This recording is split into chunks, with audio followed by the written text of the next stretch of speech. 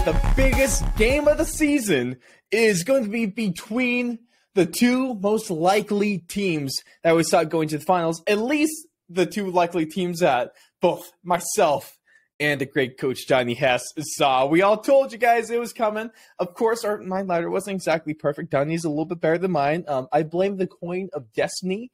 Donnie didn't have the coin fail him, but I did. You know what is what it is. Still 66% of the coin is, it's still good odds-ish. Kinda, maybe not really. But the grand final is upon us, ladies and gentlemen. We're just mere days away from crowning a new winner. There will be no repeat. And Geelong has a chance at redemption, while Sydney has a chance of possibly, maybe not anymore with this news, but sending home one of the greatest players of all time with another premiership underneath his belt. But ladies and gentlemen, thank you so much for tuning in to our 2022 Grand Final preview. Of course, I'm your host, Ross Allen, joined alongside by the best in the world, Coach Donnie Hess. And Coach, our resident Swans fans, how are we feeling about just being days away from in the game where the Swans have a really, really good chance of winning this game? Also, good for Anya for not having a heart attack on this weekend. I will fully say this for those that do not keep track of my Twitter. I had many a Swan supporter and even some non reach out to me after that game had ended and been like, Coach, how's the ticker? How are you doing?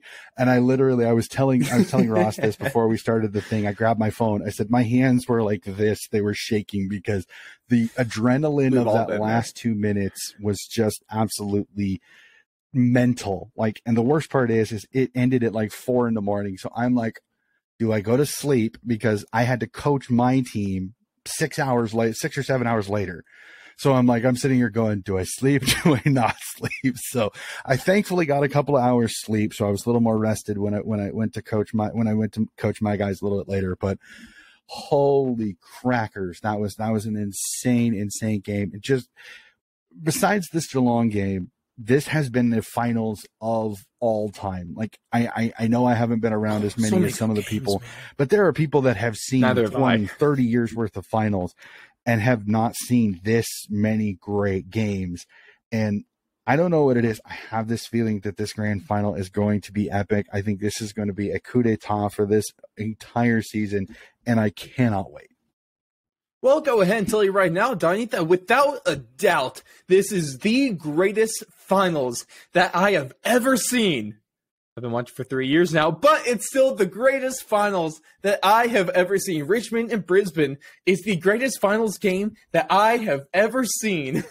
And I could say all that with 100% confidence. Shout out to small sample sizes, ladies and gentlemen. Oh boy, but do we have a lot to get into today? We're going to take a look at the preliminary finals, just kind of sum up each game, see how it wrapped up, because that's going to take us into our grand final previews.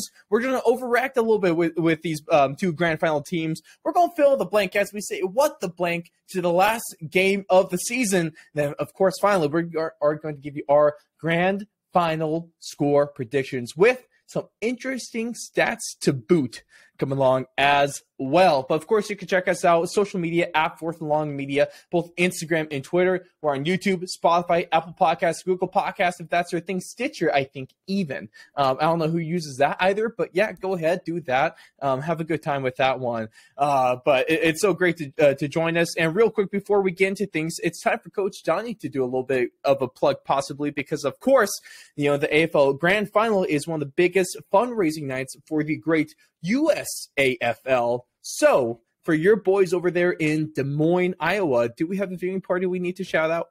We do have a viewing party, which I think it's fascinating that you and I can also probably throw the connection that we will be broadcasting. We will be streaming our reaction. Yes, we will. Maybe a tiny bit late. I know Ross has. Yeah, I will give you just full commitments. 100%. The my shift ends right when the game starts. That's the joy of working a restaurant job, because given my life, I need flexibility, but also that means you're going to work some late hours. So you know what? It is what it is. Your boy has to make some money, and you guys can help by, I don't know, subscribing. Yeah, I'm throwing a little money my way. I don't know. I take PayPal. I'll give you that. I have no shame. But yeah, your boy has to work. Let me see, so watchers. Maybe we can hop on. Maybe we can hop on. I'm reaching out. I think I got Brad talked into hopping on. So what we may We're gonna do, have a couple Swannies fans in this one. I may talk to Ross and see if we can find a way to stream before Ross comes in. Have Ross pop in a little bit later. I know that we'll see what we need can to do, reach out to a few friends. Oh yeah, I think it'd be a blast to try to get that going. Yeah. You know, and the great thing, we'll have 2 Swannies fans and another one that is rooting for the Swannies, just because one.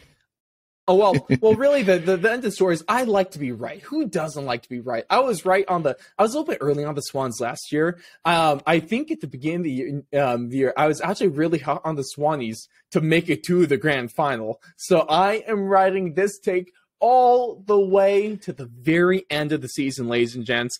Oh, it'll feel so good. Oh, it feels so good to be right. But also at the same time, I don't know. We'll see when we get there. But yeah, we're at the least going to be streaming the second half of the game, okay? Which is really probably the most important part anyway. So can't wait to join us. We're going to be here live on YouTube. So go ahead, check that one out. But let's get to things. The preliminary. Oh, yeah. Well, and then I will give it the Roosters are getting together at the Royal Mile Pub here in Des Moines. They're having a grand final party. I know if you keep an eye out on USAFL.com, if you are in any other cities in the US, many of the big cities, there will be a grand final party. There are guys getting together throughout the country to watch the game. So if you find yourself in the States, check out USAFL.com. They have a list of all of the clubs and all of the teams that are doing a grand final watch party, where it's at, how to get access to it. So if you get a chance, if you're in the States, go check those out. Those clubs always are willing to have somebody come and watch the game with them. So fantastic. So I don't know. You ready to break these down, sir? Yes, sir, I am. These breakdowns will come with maybe a little bit of snags and some Vegemite. No promises if that will be at the grand final watch parties. First of all, if you eat Vegemite, I'm talking to you, Yank on the Footy. Why? Why? Like, he fell in love with it. The crazy part is, he's in love with it too. He went through like 14 jars. Dude, like 14 jars. Come on, man. You know what? It is what it is. I guess you develop weird coping mechanisms when you're a Cleveland Browns fans. Ayo, there's my shot. Oh, I had to take one. For you guys that don't watch Gridiron, you're going to be confused. And no, I will not explain any bit further. But the preliminary finals are in the books. And the first one we're going to talk about is... I don't know if a lot of people like using this terminology, but I think I will, because it looks like the Lions' luck just kind of ran out. This was more of the game that we would expect from the regular season Lions. Of course, they had a little bit of magic coming on with their wins over Richmond and then subsequently Melbourne, knocking them out in straight sets.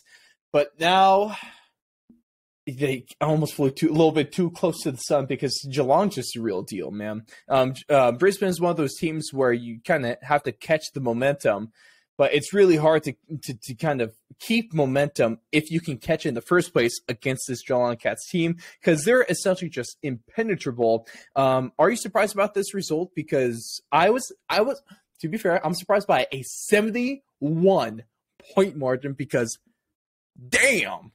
But at the same time, I was expecting the Cats to win, no doubt about it. Oh man, I remember watching this game, and full disclosure is I work at 6 a.m. So usually I'm watching this on tape delay. So I'm sitting there watching the game, and I'm noticed I'm about 45 minutes behind, and I was like, it got up to 60 points mid third quarter, and I went, yeah, this game's over. Like, there's no way. Yeah. And I fast forwarded to the end. Like, I skipped the that's fair. I skipped most of the fourth quarter. And as I got to the live section, like at the time, the game had just ended, and I was like, Oh, didn't miss much. So I don't want to say luck, because I think the Brisbane Lions they found the right ways to beat two teams that I think just did not have their best the day they played the Lions, and the Lions had their best. But when they played the Cats, that magic kind of disappeared. And I think a little bit is because what they did against Melbourne would have worked against Geelong, but they had to get Joe Danaher back in. And I think it messed their forward lineup. So you think almost Joe Danaher negatively impacted the Lions? You could almost see it, because it was different. It was not the same. It was not the dynamic offense that nipped Melbourne the week before, because Hipwood now had Danaher in his way. He couldn't do some of the things that he did. So it was like, and again, it's Joe Danaher going home for the birth of his first child. I completely understand, 100% respect. Yeah, come on now. I'm sorry to those people that don't agree with me, but sport is sport. You don't get to witness the birth of your child. You can no offense, but you guys, here in my hand, this is sports. My other hand is childbirth. Yeah, it's not close. It's not close. Yeah, come on now. It just isn't. That's one of the dumbest things I saw. But also I digress. But I will say this. It was like when he came back in, some of the issues that they had previously came back to rear their ugly heads. And I almost was it almost better to have kept Joe Danaher out? And again, for some people, this is blasphemy, but I don't, with the result going the way I thought it was, there was just something that didn't work. Hindsight being 2020, if you can go back and coach that Brisbane team, would you have kept Danaher out of the list completely? Would you maybe put him as you put him on the second team, Medi sub? Put him as the Med. I might have put him as the Medi sub. My worry is that you weren't sure if an injury came in the midfield. If you brought Joe Danaher in, then you're sacrificing Zach Bailey to push him into the midfield more. And you don't really want to do that, because Zach Bailey is one of those damaging kind of that midfield forward slasher striker type, as some of them say, where he's good to put in the midfield to get that little bit of a jolt into his game. But he's much more dangerous in the forward half, where he can use his abilities with the footy in hand. That I don't know if I would sacrifice that. So I don't know if I would go that far as to say Joe Danaher would even be the Medi sub. The way you beat Melbourne is the same way you can beat Geelong with that. You can't bomb it down the line to their intercept markers, and that's exactly what they did. And it just didn't work. It just seemed like everything that worked against Melbourne didn't work, because it was not the same group and they were not attacking the same way. It was the bomb to a disadvantage. It was intercepted and then was pushed back the other way. When you've got Stengel, Close, and Brian Myers all fast, as quick as a hiccup, running at you, and you have to try to make your decision whether to tackle or to push back and make sure nobody gets out the back on you, you're up, what creek. So, That's you look at it. The Cats were their brilliant selves, which you were worried. I think some Cat fans were even worried that would we have that after the bye week lull, where they don't play as well. So thankfully that didn't happen. No. And it was a peach. It was a peach of a game. Like you almost, as a Geelong fan, you kind of pinch yourself, because the game is over early. You can kind of rest your superstars, and your opponent has an absolute cracker that comes down to the final second. So you almost, as a Geelong fan, you sit there and you pinch yourself. You go, are you getting the perfect situation to be at a huge advantage going into this grand final? We'll see. I've got a few other facts that I've noticed a little bit. We can discuss that when we discuss the game a little bit later. But absolutely, as a Cats fan, they have to absolutely feel that their team is cherry ripe to win a flag. And then let's move on into the second game here, because we had, let's just say the complete opposite of games when it comes to at least the scoreboard. Because, oh boy, did this come down to literally the last 3 seconds when we had to. It took the Sydney to like the 5 seconds where they forced a rush behind for Collingwood to really put just the seal on this game. But the Pies' miracle season comes up just short, literally a point, or I guess technically 2 points short of advancing to the grand final. They were so close to pulling off the upset, but not just an upset, a comeback as well, where Sydney was up by a decent margin in the third. But if you take a look at the fourth quarter, I'm sure, Donnie, that's when the blood pressure really started to get going, because that defense for Collingwood kicked in at amazing time, because they held Sydney just 1-1, while they kicked 4-5, with that fifth being with one of those behinds being rushed. How are we feeling about this one? And I hate to ask the question. I don't want to be disrespectful to Collingwood, but the writing was kind of on the wall. It does suck. One of the horrible facts for Collingwood is they were going to this game. They were 6-0 in games where it came down to just 6 points or less. And, of course, they go 0-2 in the finals when it really matters in those kind of games. So I guess maybe their luck ran out. Maybe the magic ran out on them.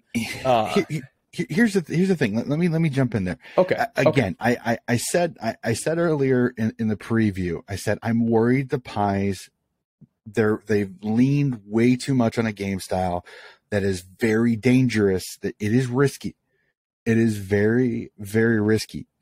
In this game, it showed.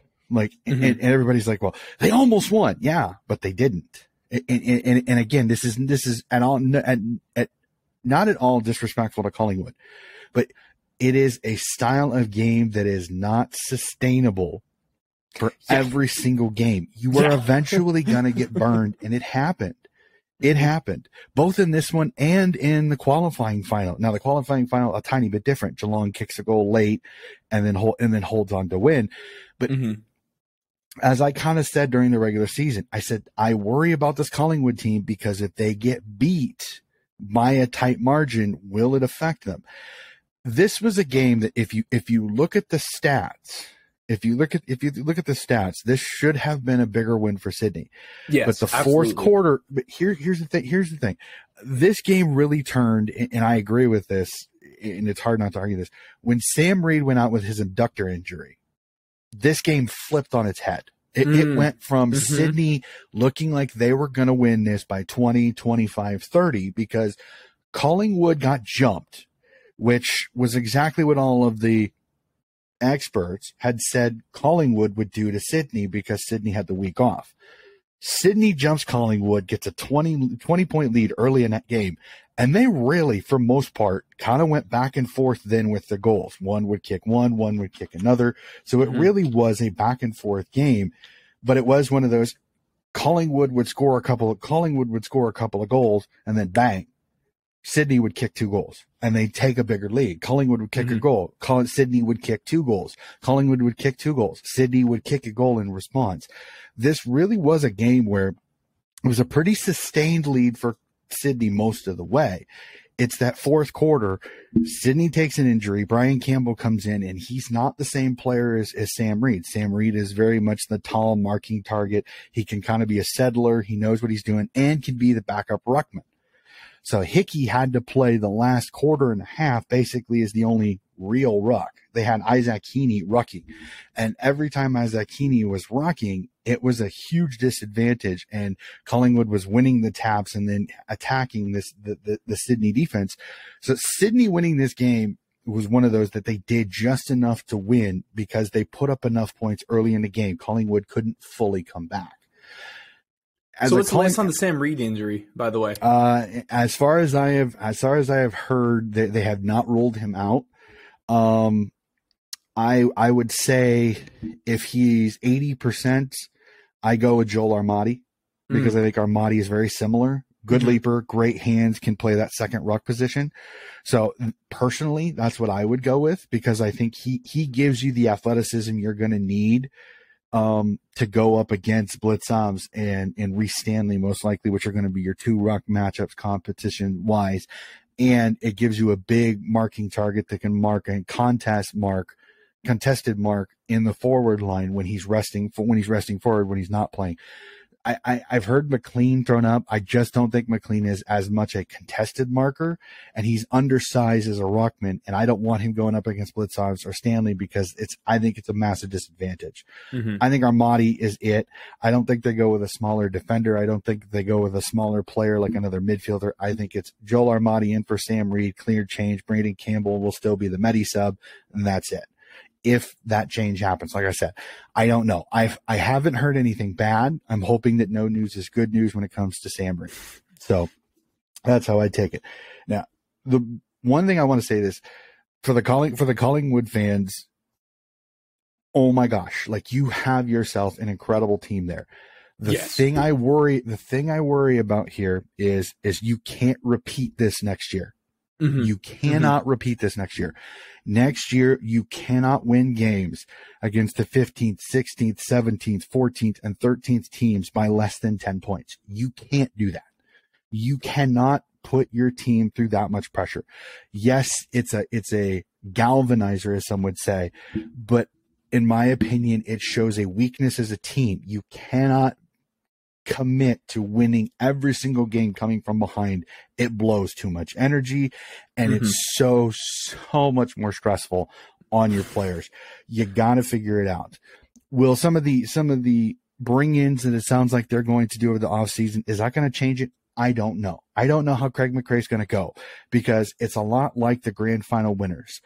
All 17 teams are going to watch their tape the entire offseason, and they are going to break down every part of their game. And Collingwood's going to be one of those that they are going to do that. So if Collingwood thinks they're going to be able to do that next year, they're going to be hurting. Mm-hmm. They're going to dip back down the ladder if they don't find a way to be much more consistent, beating bottom 8 sides and beating them handily. So great season, Pies. It's great to hang your hat on after a 17th place season. I still say I agree with one thing that I've heard from a few pundits. I don't think they were a 17th place team. I just think they had a bad year where everything went horrible.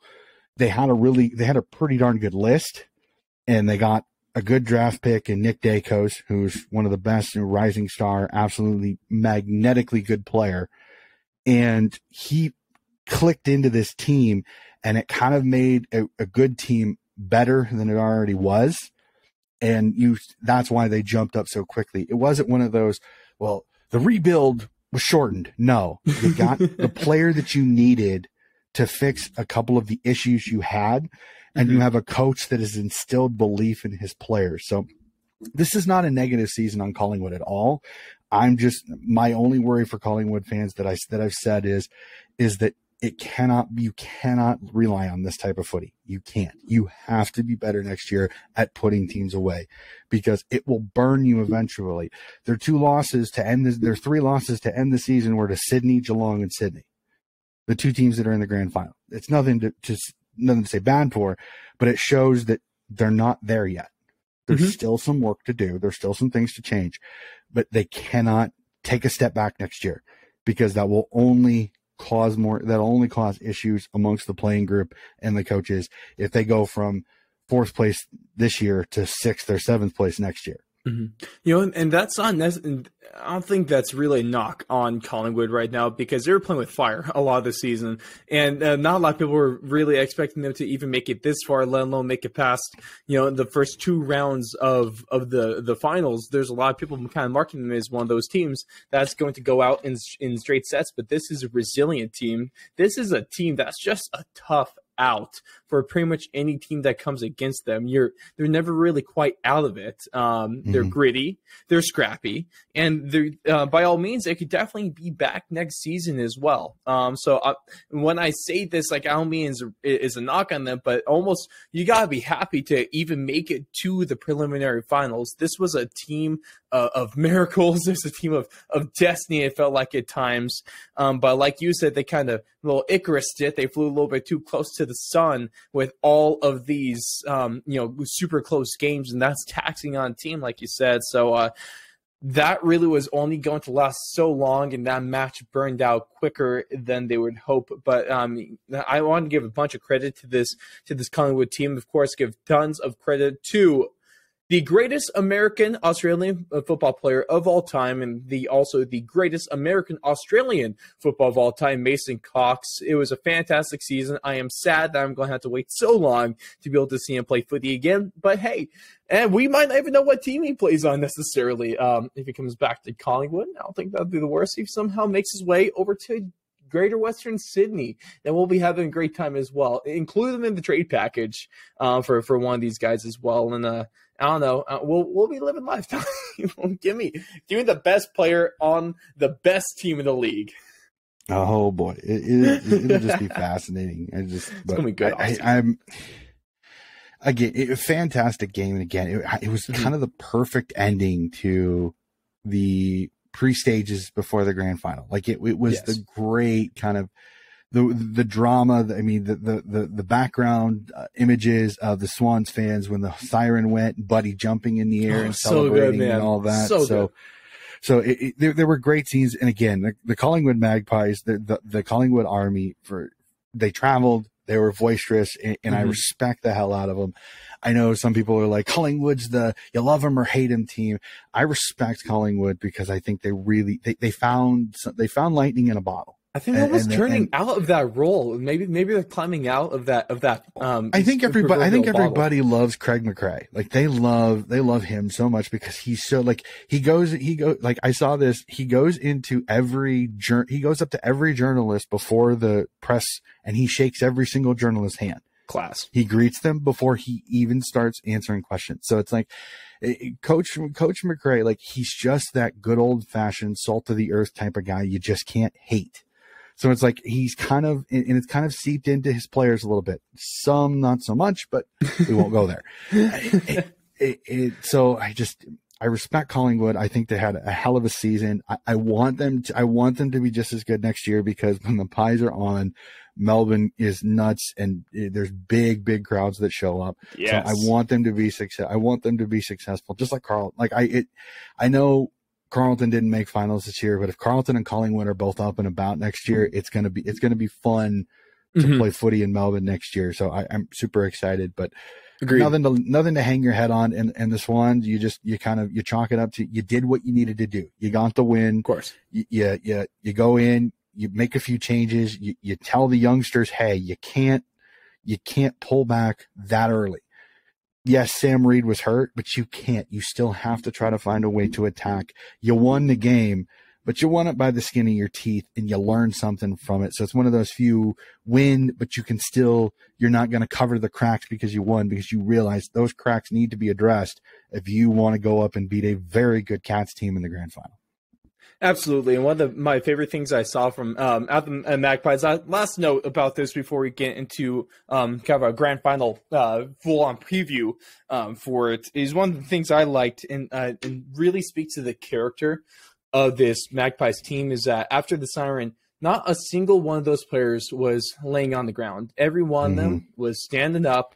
We're shaking hands. We're talking with each other. Of course, their heads might have been hanging a little bit, but you can't really blame them for that. But this was a team that you have to tip your cap to them. This is a team that should be holding their heads up high because it was a great season, man. It was so much credit to this Collingwood Magpies team. Hopefully they have a good off season. And then, like you said, Donnie, like I hope they're back because this is a fun team to watch. You know, it's a gritty team. They keep things close. Of course, I might say they're fun because I'm not one of their fans. I have to have a heart attack every single round. But nonetheless, still fun. And man, this really was just a heck of a preliminary finals. And I gotta say, we kind of needed this Swans and Magpies game because both are blowouts.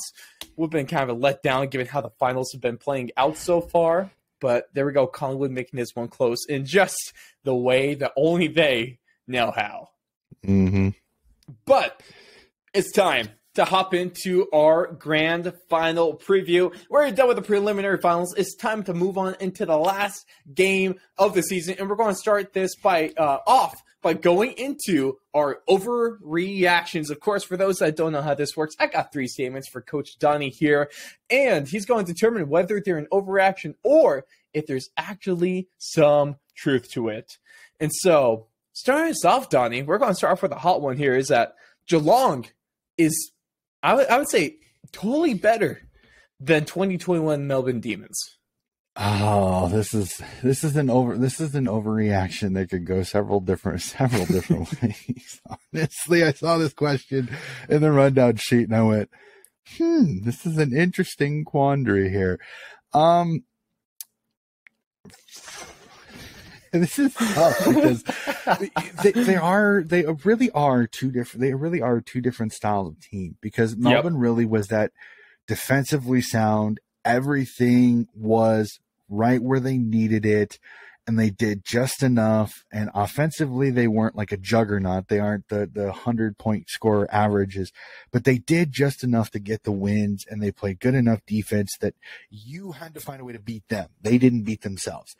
Geelong's kind of the run-gun forward half team, but then they have that same defensive structure as Melbourne does in the back. They like Tom Stewart being able to come off, intercept mark any high balls, but that's where the differences are once the ball starts going forward, because the ability, the speed, and the absolute danger that is Dangerfield, Selwood, Guthrie, and then the monster that is their forward line: Stengel, Close, Myers, Cameron, Hawkins. It's so good that Guthrie's almost going underrated. Choose your poison. In this finals. It is choose your poison, and that's the scary part about them.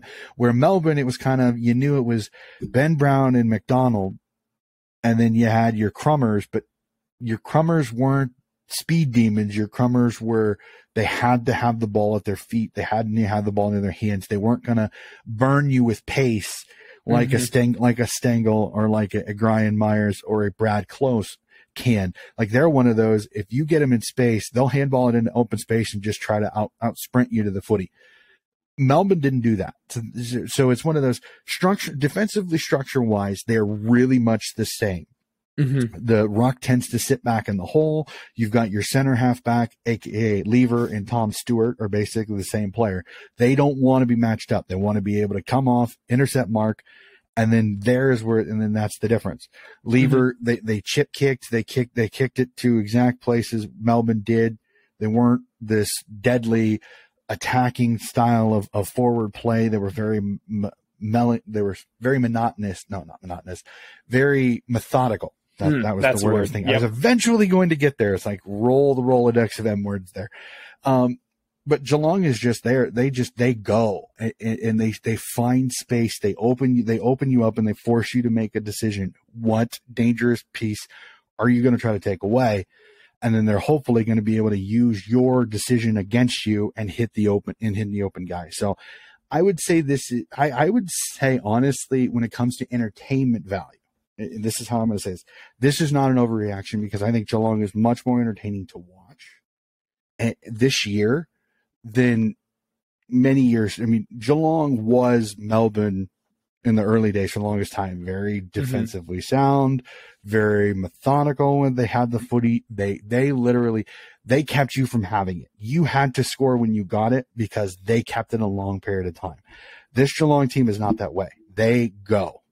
So it'll be very fascinating to see that. So if you say just entertainment wise, yes, I don't think this is a reaction. I think Geelong is a better team than Melbourne in the entertainment factor. Man, it would have been, how cool it would be to be in this magical world where we could see last year's Melbourne team against this year's Geelong Cats team, and just see how that plays out. It'd be a fascinating matchup. I'd probably tip Geelong. I'd probably tip Geelong just because Cameron would be the matchup right now that I just don't see that Melbourne would have had. Petty, Lever, the guys in the back. I don't think they had a matchup that would have matched up well with Cameron, especially his ability to move up the field. So I would like Geelong in that matchup which is really crazy to think that the D's smashed the Doggies in that grand final. So it'd be fascinating to look at. Right, man, that'd be so great. But going into kind of take a look back at the preliminary finals here, statement number 2 is that the Sydney Swans should be worried given the point margins from this weekend's games. Of course, 1 point compared to 71 points. Yeah, and I've heard some people ask this question before, and I think this is an overreaction because I've noticed this, and this is a trend that I've noticed, that if you go back and look at preliminary finals results, I think 3 of the last 4 teams that had an absolute belter and totally destroyed, had a blowout in their preliminary final, lost the grand final. Well, last year's was the Doggies in Power? Was that the one? Well, last year was one of those where both preliminary finals, I believe, were close. Oh, yeah, no, Geelong got smashed, but that was one of the few that broke that tradition because the Doggies just barely beat the Lions in that limb, and then they went to Port and got the win over Port Adelaide, and they smashed Port Adelaide in Port Adelaide, and Melbourne smashed Geelong out west. So last year was not one of those that happened. Melbourne beat Geelong 125-42, and the Doggies topped Port 116-45. Yep. So and then the Doggies got smashed last year. I forgot the final score of that game, by the way. Both last year was not one of those that goes with that trend, but I have seen that before in previous years where the team that gets the blowout in the semifinals has not played well. I know Sydney, and I think it was 16.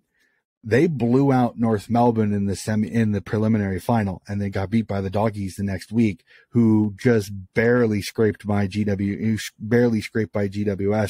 in that preliminary final up at GWS. So you can say that for last year too, or because Geelong handled a GWS 103-68. The Doggies beat Brisbane by 1. Then Geelong goes on to get handled. Yeah. Mm-hmm. So I'm one of those. I don't think the matchup is the same because, and this is where Brisbane fans will get a little bit filthy with me. I think that was the worst possible matchup for Brisbane was Geelong. Like that was the worst possible matchup because their defense had issues, and you have, like I said, a 6-headed monster going forward of that Geelong team. So it was a bad matchup unless Brisbane dominated the hitouts, dominated the center clearances, and forced Geelong to play defense for a lot of that game, and it just never materialized. It just never materialized at all. So I'm as a Swans fan, I think. And as a neutral, even I say this is an overreaction. Because it's a different game. Because I point to this, and whether it's the same thing or not, I don't know. Collingwood gave Geelong headaches in that qualifying final, and the scary part to think about it is Sydney's even better than Collingwood at pressure in the forward half, which is where Geelong gets a lot of their shoot towards their forwards because they tend to shoot out. They tend to use their pace through the middle to get to their forwards in space. Well, if they can't handball it because they're being tackled by a Swans player, and then the ball is in dispute on the ground, in contest on the ground, and a Swans player picks it up and handballs it, you can't get a shot down the field if you're now having to try to tackle a Swans player who's got the football. So I think this is an overreaction to think of the point margin because it is going to be about matchups. Geelong doesn't pressure like Collingwood does. Geelong may be as a little bit aggressive, but not as aggressive as Collingwood going through the corridor. So Sydney, I think defensively they're not going to be as worried as they were at times against Collingwood because Geelong's not going to bomb it to a one-on-one 60 meters away and just hope that they can get the flow of their midfielders up the field. Geelong is going to be methodical, but yet attacking. So I think this is a pretty even matchup. That's why I think this is going to come down to goal accuracy. I think because this is two teams that can both put up points, both teams that can play good defense. They're great intercept marking teams and have very good midfielders. it is splitting hairs trying to decide this game at times, because you could see an advantage in certain ways for both teams in every spot on the ground. And then one of the last things we're going to bring up here for our overreactions is, let's talk about the Brisbane Lions with this statement, because they served as a nice kind of just wrench in these AFL finals. It was fantastic. And so, Donnie, I got to say, Brisbane was, at the same time, both the most exciting and disappointing team in this year's finals. I love this question because it is not. I 100% agree with this. I looked at this question when you sent it to me, and I went, "You got to be kidding me!" Like, it's so true, because they were the most exciting. They were the team that in both games that they played up until the Geelong game, everybody said they can't do it. They're not going to win. Richmond's going to go up there. Richmond's going to beat them. Brisbane wins by 5. Well, Brisbane got lucky. Richmond didn't play well. You had the goal controversy. Controversy, again, air quotes for those listening to the podcast on that one. So then they get Melbourne. Sydney beats Melbourne. So Melbourne plays Brisbane, and it happened again. Melbourne's not going to lose 2 in a row. They're not going to go on a straight sets. The defending premiers, I mean, they're just going to have a field day. They played Brisbane 3 rounds ago. They beat them by 60. There's no way. They did it again. And everybody's mind. We started losing our minds. It was amazing. Well, and it got to the point where there were people in media tipping Brisbane against Geelong. Now that's too much. And that's where I went, I'm not going to go that far, because as I said with Melbourne beating Brisbane in the end of the season, I said, I'm not sure whether that's a good win or that's a win over a team that still can't figure out everything at the right time. I was proven true. The Swans beat Melbourne. Everybody kind of jumped on the bandwagon once they beat Brisbane. Was Melbourne's, oh my God, Melbourne's back. I didn't jump that way, and I didn't jump on Brisbane. I said, Geelong's going to come in. They're just so good offensively. I think they're going to be able to figure out Lachie Neale. I think they'll be fine. And as you said, then the disappointing part, they did not show up in that preliminary final. And it's the funny thing about Brisbane is, honestly, like, this Brisbane team could win right off like 6-7 games in a row, and I would still be tipping against them against most teams. It was like me with Collingwood in their win streak. I kept saying every week, they can't do it again. They can't do it again. They can't do it again. And they kept proving me wrong. I finally got right when they dropped that game to Sydney. Yeah. But it is one of those where it's like, you have to be careful sometimes just assuming that everything is going to go exactly kind of to plan. But I almost look at it and I go, the reason that I agree with the disappointing part is because in the back of my head, I go, if Richmond beats Brisbane, how epic is that game between Brisbane and Melbourne? Because either of those teams on their day can give Geelong headaches. So I'm sitting here going, did Brisbane actually cost us a better preliminary final game because of their wins? So that's what I mean. The disappointing, exciting part is that they were the kind of the Cinderella, shall we say, of the finals, because they were the most disrespected team through the first 2 games. And then when people kind of started jumping on the bandwagon, then, I mean, like the Titanic, it hit an iceberg and so it was so great though, man. I gotta say, like, we gave Collingwood their flowers. I want to give Brisbane their flowers as well, because, man, that was just a lot of fun to watch this year. I was one of those guys I was like glad to be proven wrong consistently, because, or at least the last the first couple of rounds of the finals, because, man, they put on some amazing games, so you really can't hate on them like that one. So shout out to you guys in Brisbane, shout out to you guys in Collingwood, because you guys gave us a great time in the finals. But before we get to our grand final score predictions, it's time, ladies and gentlemen, for the last time of the season before the off season. I guess so, just season. Yeah, I could just said that. It's time to say what the blank, because we have a special, let's throw in a little bonus question as well, but this is a very great grand final centric what the blank to cap things off for us, because of course, for those that don't know how this segment works, I got this time 4 statements for Coach Donnie, and there is a blank at either the beginning, the middle, or the end, and it's up to him to fill the blank with whatever he so chooses. And starting us off is that there's a couple names that popped in my mind that you could say this for, but the most underrated Grand Finals player is blank.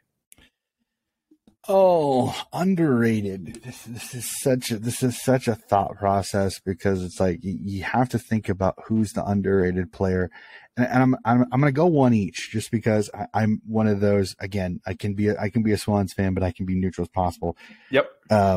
We'll go Cats. Tommy Atkins, I think is your underrated. You're often not talked about because of dangers and the Blitzovs and the Hawkins and the Camerons and the Tommy Stewarts. Atkins is your lunch pail, just blue collar, just get it done type of player. He's not fancy. He doesn't have tips and tricks. He gets in hard. He puts his head over the footy. He wins it, and he gets it to his teammates, and he lets them do the work. He's the grunt that can go anywhere on the field. If he needs to go defense, he can go defense. If he needs to go to the midfield, he can.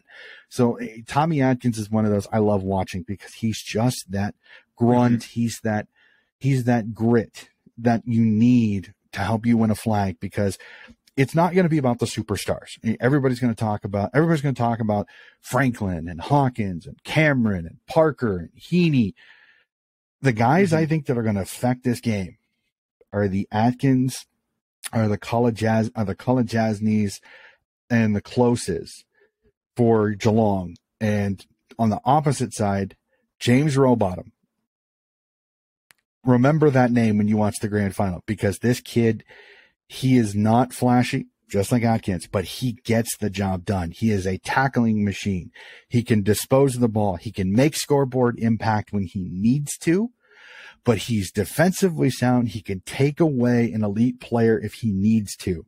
He's the guy that I think really balances that midfield. Warner is the flash. He's the superstar. He's the Brownlow medalist in waiting, as some people have said, because of his ability to get through the contest and use his strength and quickness to put it in. Luke Parker is Luke Parker. Anybody that's watched the Swans knows this guy is just consistent. He's a 25 disposal. He can kick goals. He can go forward. He tackles. He plays good defense. He's very good with footy in hand.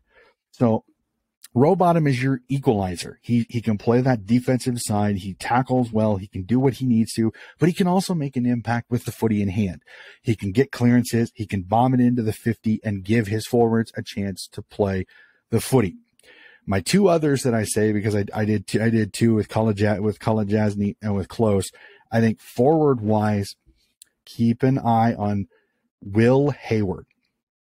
Great in the air, great hands, can kick goals, defensive acts, defensive pressure in the forward half. He's the guy you don't want to get tackled by. Everybody says Heaney, because of his rugby days, is a great tackler. Will Hayward can put your you-know-what in the dirt if he needs to. And then to go back, it's Dane Rampy. Dane Rampy is the guy that he controversial at times after the pole jump a few years ago against Essendon, but he just does what he needs to do to win his matchup. He's physical with it. He's a great tackler. He's pretty good with the ball for only being a left-footed player, but he's your Mr. Fix-It. He comes in, he can mop up loose footies, gets the handball to his better disposal guys like Jake Lloyd and Nick Blakey. He's just so sound. So it's like on each of these teams, you've got that lunch pail, hard hat type of blue collar guy. He doesn't ask for much. He doesn't get a ton of talk on the media shows, but their impact can change the game. So those 6 guys right there, I say, if one team has a better performance from those 3, that's most likely the team I think that's going to be raising the cup after the grand final. I like that. Yeah, I was also almost surprised that You didn't say Reed because is it again? Maybe it's just because I'm not part of the Swanee's scope of things. I'm not on Swanee's Twitter. Do you think he gets the credit he deserves, especially speaking earlier on the impact?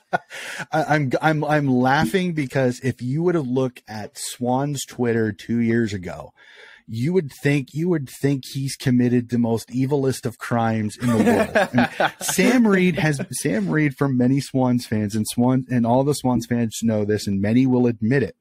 He's a bane on many Swans fans because for the longest time he was the forward guy that could mark the footy, but we didn't want him kicking goals because he couldn't kick straight. Like it was funny. And again, I'm not a player basher, but I mean, you can't not see Swan's Twitter or Swan's Facebook or Swan's Instagram. He was a guy that whenever he got the ball, the almost instant reaction by most Swans fans, oh, dear God, at least kick it straight. Please, dear God, kick it straight. And when he kicked a goal, we're like, yay! If he didn't, we're like, damn it, Reed. Will you work on your kick, man? So this year has been. It makes it, you get out the champagne bottles, and if he misses it, you got the torches and pitchforks. Exactly. Well, but the funny thing is, this year he has it's done a 180. Everybody has fallen in love with Sam Reed again because he's been that secondary ruckman behind Hickey. And he's just he kind of has been that work pail lunchman type of guy. He'd go in. Work pail lunchman. We love those kind of guys. The working pail lunch. The working pail lunchman. And we're going pail the lunch to work. Oh yeah. The working pail lunchman. Oh geez, the hard hat and pail guy. So Don, you having a stroke over there? Are we okay? No, it sound like me for a second. It's those old school cliches. It's those old school cliches. The whole interview cliche shit. So, I love it. He had those great games against Melbourne where he was getting marks, he was kicking goals, he was tackling, he was playing that secondary ruck role. So he is. My worry is I just don't want him to play if it's going to be a disadvantage or a liability, because like I said, if he's 80%, I'd rather have Amadi. Amadi's going to be 100%. We've had this discussion previously with Kane Corns. I'm not usually a Kane Corns follower. I think most of the time he just tries to say the most controversial stuff just to make people click on his name. Yeah. But he said it, and I hate agreeing with it, but it is very true. If they are not 95% or better to where there's no chance of them getting re-injured, that it's just a fatigue thing, don't play them. Sit them out. Play a 100% healthy, fresh player, because you take the risk of taking a guy that's 80%, 75%, and in the first quarter, boom, that injury goes. Now you're without a player. You have no more medical sub, and you got to get through 3.5 quarters. So as much as I absolutely love Reedy, and I want Reedy to play because he's one of those senior veteran type of leaders that's been in the wars of a grand final before, you want him on the field. He's got great sticky hands.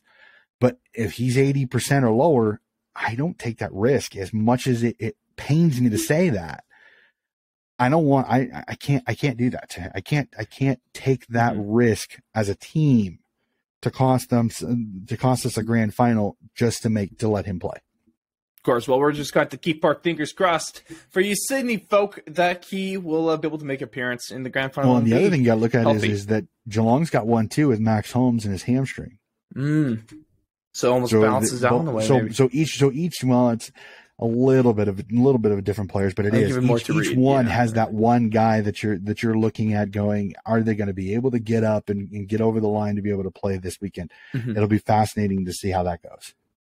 And I guess I'll put a caveat on this next statement. No injuries, because we all know those are cop-out answers, okay, when it comes to issues. But statement number 2 is blank is the most concerning issue between either side in the grand final.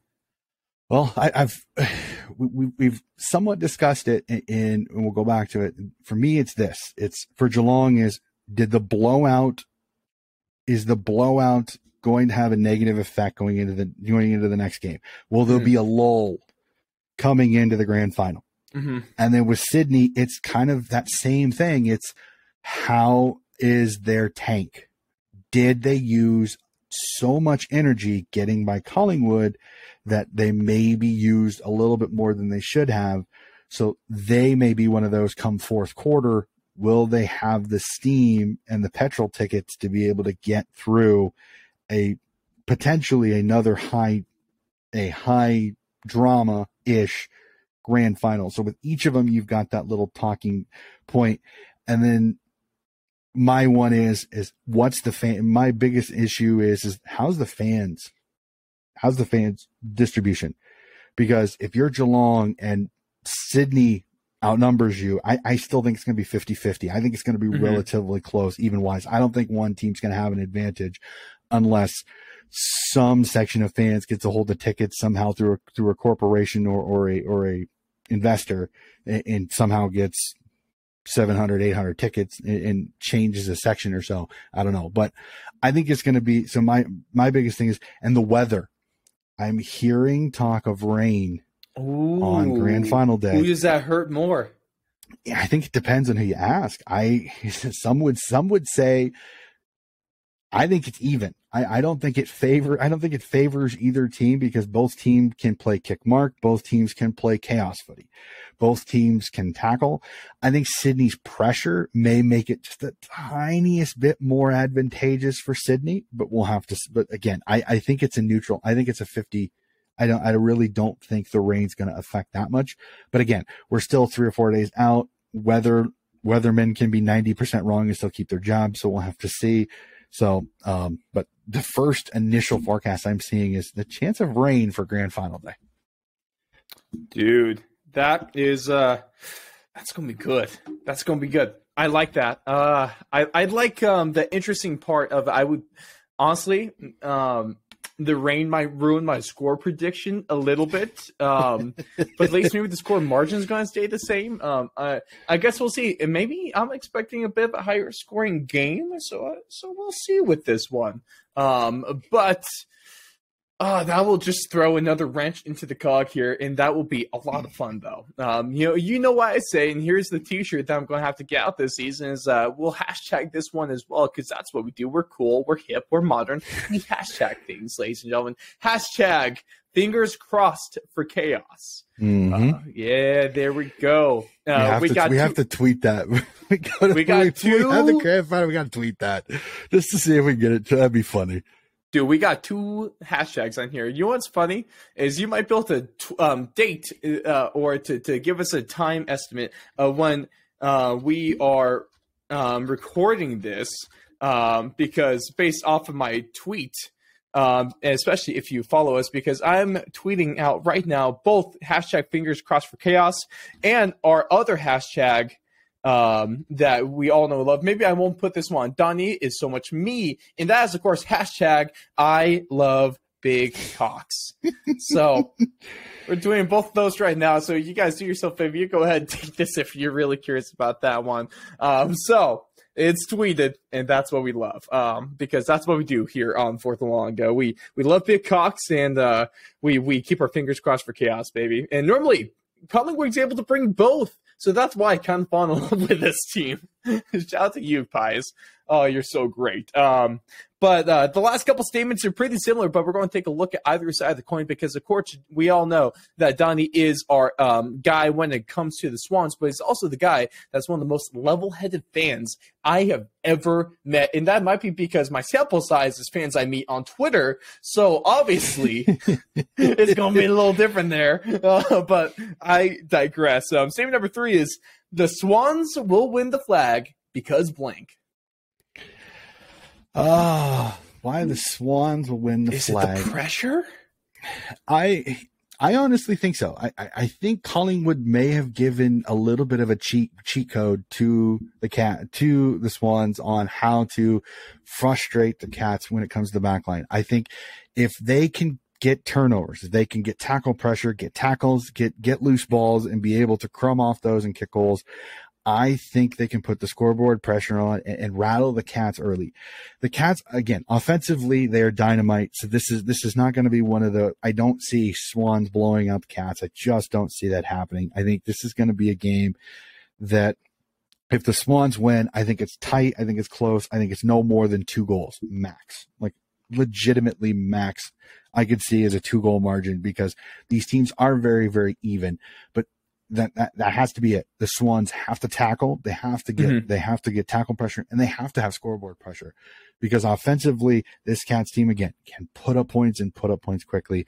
Swans can put up points, but they've been a little inaccurate at times. So I look at it as that if they can get the pressure going, they can make their tackles and get intercept marks off the back from the McCartan boys and get Blakey running and going off the halfback line. It can be a long day for the Cats defenders, but the pressure, I think, is number one. It has to be there from day dot, from the start to the finish.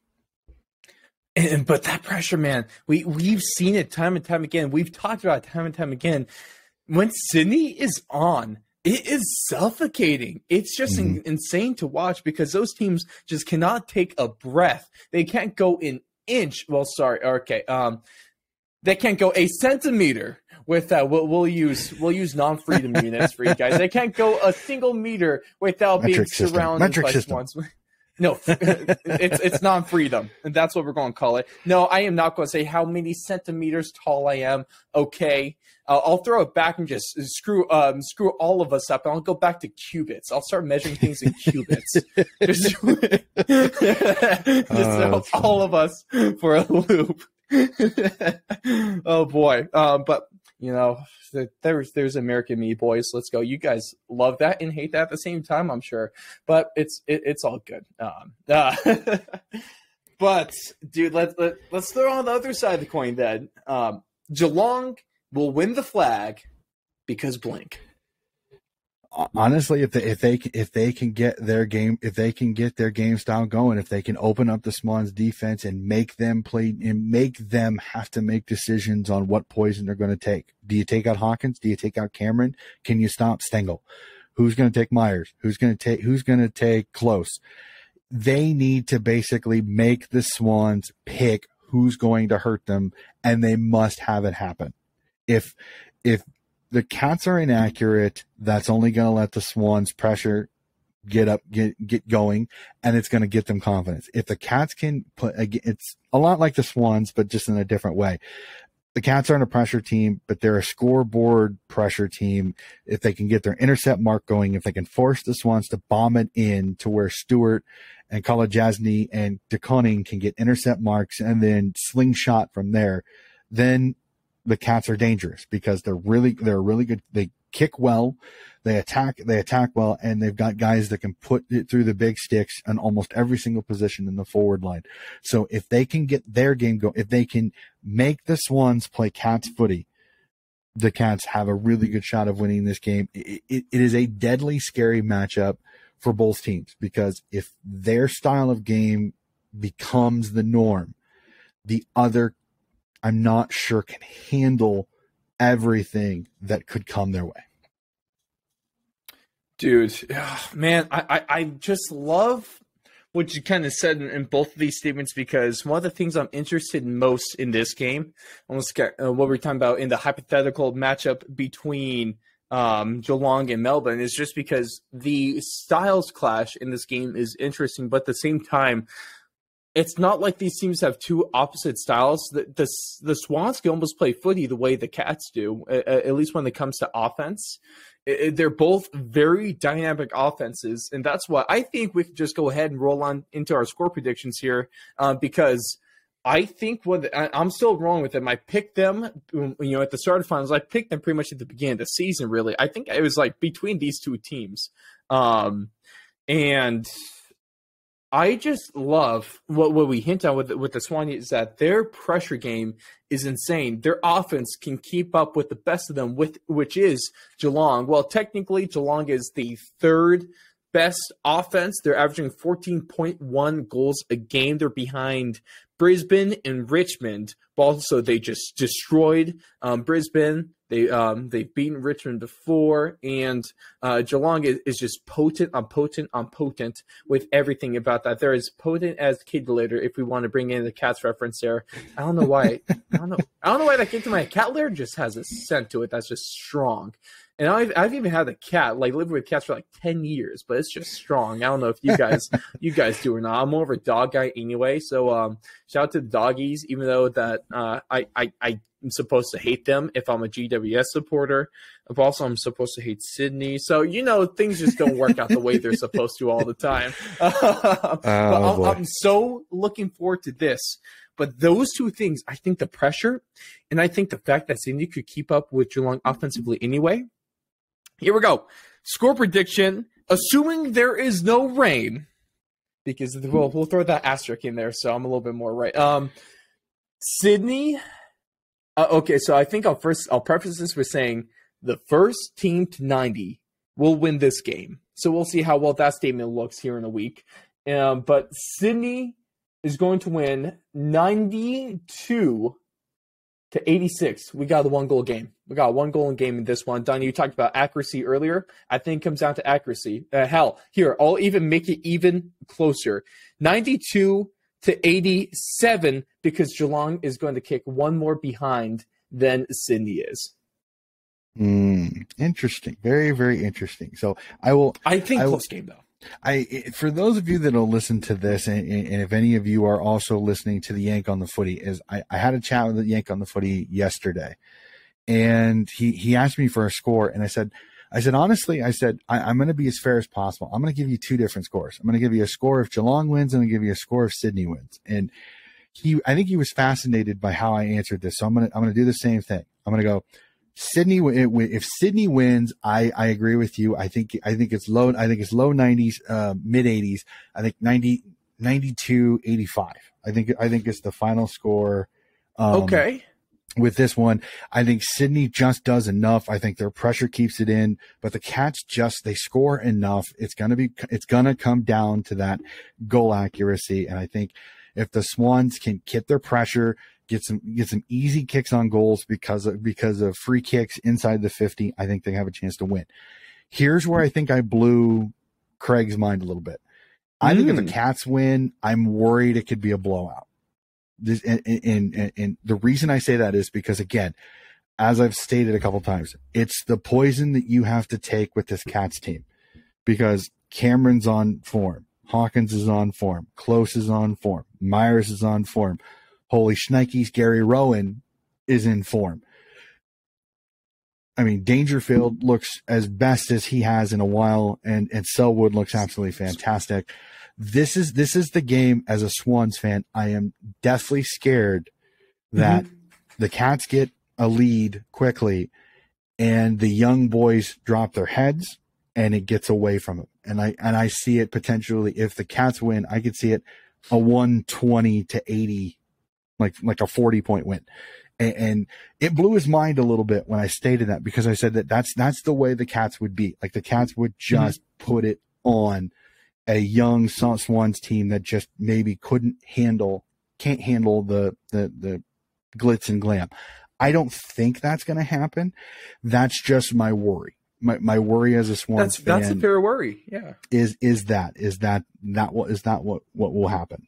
So. Well, I'm almost thinking that. I think one of the biggest things there is I have confidence. I know it's a young team. It's a fairly inexperienced team, but they've looked like a veteran team here in the finals. And that's what's really impressed me about this squad, is that they've held up to the pressure. It probably helps that you have the veteran of veterans in Lance Franklin. But at the same time, yeah, I mean, he's going to be man, this would be a different team without him, I think, just from a leadership perspective, because Buddy has to be one of the best guys to have in the locker room in this situation, especially with the other guys he's had. And so I like the confidence of this team. I think they should be confident. And I think, honestly, the way the mentality Sydney should have in this game is, man, they should just go out there and just, dude, yeah, I like this phrase. Just go send it, man. Because obviously you're not going to be the favorites in this one. Obviously you're underexperienced when it comes to compared to Geelong. So what you got to lose, man? Go out there and just put it all out there on the table, man. And if you can get off to a hot start as well, maybe put it on the Cats and get the league going. Because when Sydney gets a little bit of momentum, man, they take, you give them an inch, they'll take a mile. So that this would be genuinely interesting to see. But to your point, yeah, most important quarter is probably going to be the first. Yep, I think the first 10 minutes, I think, is going to make or break this game, because if one team can get, which is a weird thing to say, by the way, right? Well, but that's the thing though, is both these teams are one of those where I think both the Cats and the Swans occasionally can be slow starters, but the Swans have really kind of flipped that a little bit. They've kind of went reverse of what they were early in the season. They okay first, crap second, great third, amazing fourth quarters. And that's the one thing the Swans have been known for this season, except for this game against Collingwood. The Swans are the best fourth quarter team in the entire competition for most of this season. They outscored some ridiculous amount in the fourth quarter. They were always a team that could, if they needed to come back, they could. But ever since this kind of pressure game after the bye, I mean, their first quarters have been absolutely inferno at times. Like, they're getting 20, 30, 40 points in the first quarter. So I want to see how it goes off, because if Sydney can get a 2 or 3 goal lead early, the Cats have to then kind of become a little more aggressive, and it may play into the intercept marking of McCartan and that back line, and it could spell disaster for the Cats, because do they tighten up? It's guys like Dangerfield, who hasn't won a flag. Does he press if they start getting down? So I'm very fascinated on that. And conveniently, as we were talking, I reached out to the man, the myth, the legend that is Brad, and I wanted to see what he has. First of all, I think we have to give him the honors. Is that he took home the tipping competition? He won the tipping competition quite easily. So it was. It was close-ish, maybe. Kinda. I think he's got a 6-game lead with 1 game left. So I think he's got it. Yeah, how many games in the season? What? I'll take that from me. I'm okay with that. So with the podcast being today, I thought let's get Brad's reaction. I'm hoping we can get Brad on. I think he is good to go for the grand final. I don't think he wants to miss the grand final with Sydney in it. So he has texted me in response saying, I will go with the classic reverse psychology and pick Geelong. His final score is Geelong 89, Sydney 73 is his tip for this. And I don't think he's going too far off this one. I really don't. I think it really is one of those. Tipping the score sometimes it really kind of depends on. Yeah, it's the glass ball. It's the crystal ball. You need to know like what you're going to and what you're not going to get. I just don't know. So it makes these decisions so much harder, because like, okay, if this happens, then I think it could be this. There's so many dominoes that can go into that one. But so I can't wait to chat with him. It'll be fantastic. I have to throw the points into this one, because hey, we're tipping one game left, man. We're not just going to tip the game. We're going to tip the scores, because that's what we do here. We make statements, and I put Donnie in a horrible position like every week by giving him just like this really tough thing to predict that he's probably going to be wrong no matter what happens, because of how specific I make it. Because I'm just mean. I'm just mean like that, apparently. Yeah, you make me think. I actually like it. It keeps me on my toes for sure. I keep you young, Donnie. You're welcome. I don't know about young, but you keep me on my toes for sure.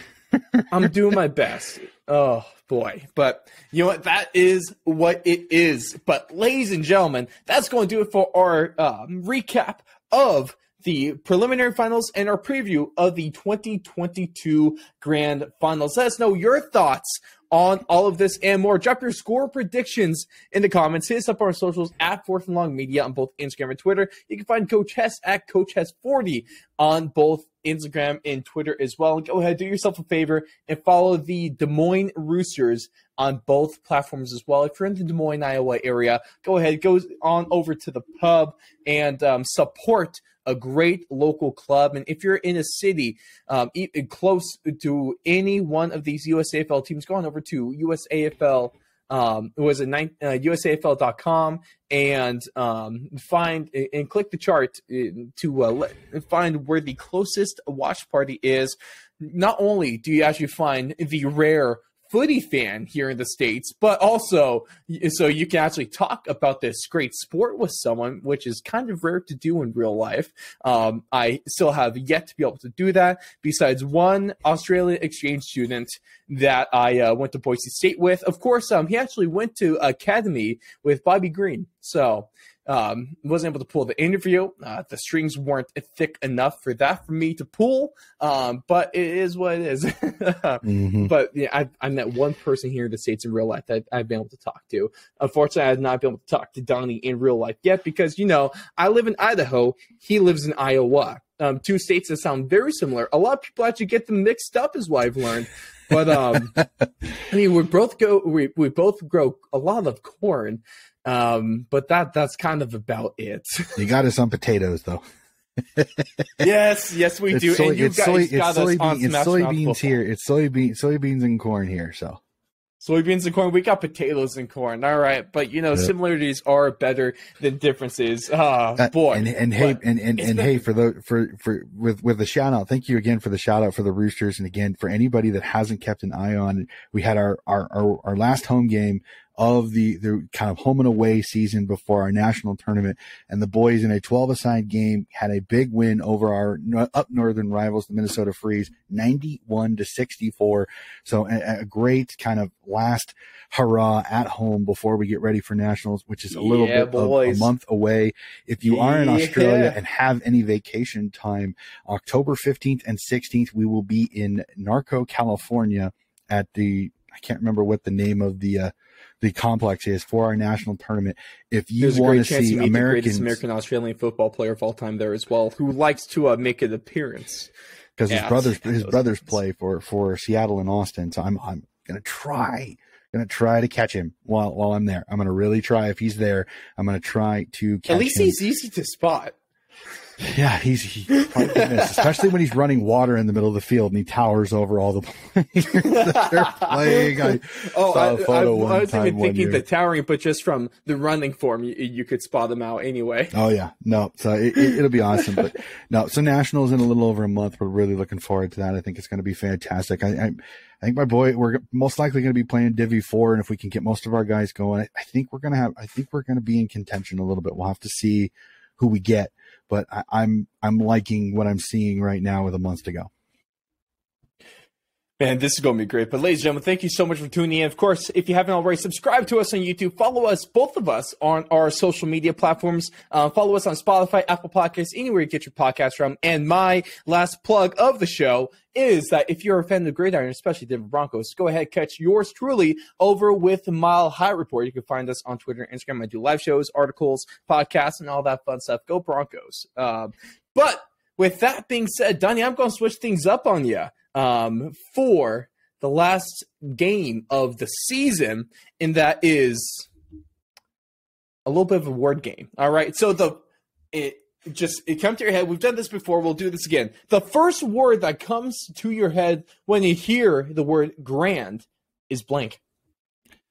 Especially nowadays, it's grand final, because that's what we have right now. That's the one thing that I just can't not talk about is that it's grand final fever. Every podcast I'm listening to has a grand final preview. They're talking about the grand final, whether it's tickets, whether it's parking, whether it's the grand final parade. So for me, grand would be the grand final, because it's the piece de resistance, as many would say, for this season.